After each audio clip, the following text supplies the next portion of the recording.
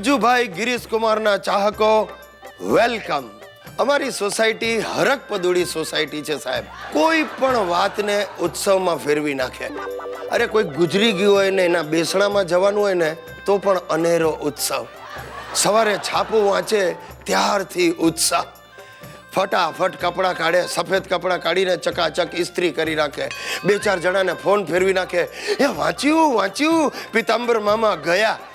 જાણે કોઈના ઘરે બાબો આવ્યો હોય ને હરક કરવાનો હોય ને એવા ઉત્સાહમાં આવી જાય. સાહેબ આ બધા ઉત્સાહ તો હવે અમને કોઠે પડી ગયા છે. પણ હમણાંની વાત કરું, જાપાનમાં સુનામી આવ્યું તો અમારી સોસાયટીમાં સુનામી સપ્તાહ ઉજવાયું. મરી ગયેલા લોકોના આત્માને શાંતિ મળે એ માટે આખી રાત ભજન સંધ્યાનું આયોજન થયું. સોસાયટીના ડોસલા ડોસલીઓએ બેસુરા રાગમાં એવા ભજનો ગાયા કે જીવતા માણસોના આત્મા કકળી ઉઠ્યા. બીજે દિવસે સોસાયટીની બહેનોએ મળીને સુખડીને શક્કરપારા બનાવ્યા, જાપાન મોકલવા. હવે તમે જ મને કહો, જાપાનની સુનામીમાં સપડાયેલા જાપાનીઓ દુઃખમાં સુખડીને શક્કરપારા ખાય? પણ છતાં સુનામીને બદલે જાણે દિવાળી આવી હોય ને એવી તડામાર તૈયારીઓ ચાલી. પછી બહેનો 50 કિલો સુખડી અને 25 કિલો શક્કરપારા લઈને પહોંચી કલેક્ટરની ઓફિસમાં. નબળી ન્યૂઝ ચેનલવાળા અને ન વંચાતા અખબારોના પત્રકારો પણ આ સુખડી પ્રકરણ કવર કરવા માટે ત્યાં પહોંચી ગયા. બે ચાર હરક પદુડી બહેનોએ કેબલ ટીવી વાળાને રડતા રડતા ઇન્ટરવ્યુ આપ્યા.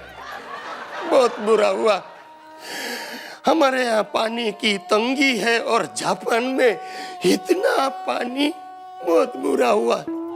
બીજી બે ત્રણ ઉત્સાહી બહેનોએ જાપાની અમારે ભાઈ ને બદલે સુનામી અમારા ભાઈએ એવું ભરડ્યું. કલેક્ટરે હાથ જોડી અને સુખડી અને શક્કરપારા લેવાની ના પાડી અને બહેનોને કહ્યું કે જાપાની આરોગ્ય ખાતાએ પરદેશી રાંધેલો ખોરાક લેવાની મનાઈ ફરમાવી છે. બધી બહેનો જાણે મળદું લઈ જતી હોય એમ માથા નીચા કરી અને સુખડીને શક્કરપારાના થેલા લઈને પાછી સોસાયટીમાં આવી. અને આ રીતે સુનામી સપ્તાહનો અંત આવ્યો.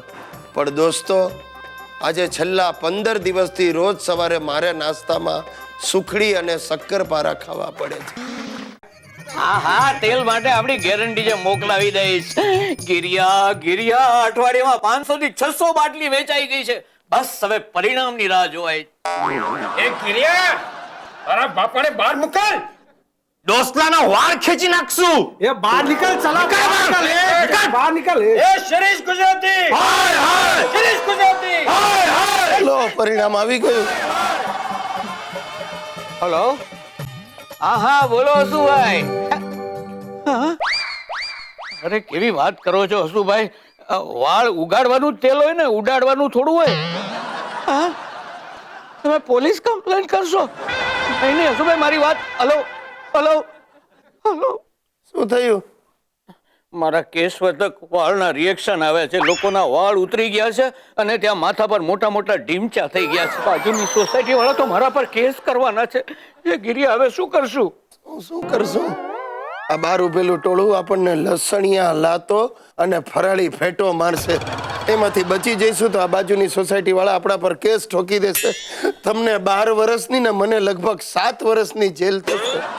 જેલમાં છે ને દરવાજાની આગળ જ સુઈ જજે. હું કેમ? તું વેલો છૂટીશ ને? અરે તમે કઈ માણસ છો યાર? જાઓ નીચે જઈને બધાની માફી માંગી લો. કાલે ને કાલે જોઈએ તો વ્યાજે પૈસા લાવીને બધાને ચૂકવી દઈશું. અરે પૈસા તો ચૂકવી દઈશું, વાળ ક્યાંથી આપશું? હે પ્રભુ, વિચારવા દો મને, કઈક વિચારવા દો. એક્સક્યુઝ મી, શિરીષચંદ્ર ક્યાં છે? એ તો આજે સવારે જ ગુજરી ગયા. હે? ઓ નો, મારે તમને 1000 તેલની બાટલીઓનો ઓર્ડર આપવો હતો. ગિરિયા, પાછો જીવતો થાવ.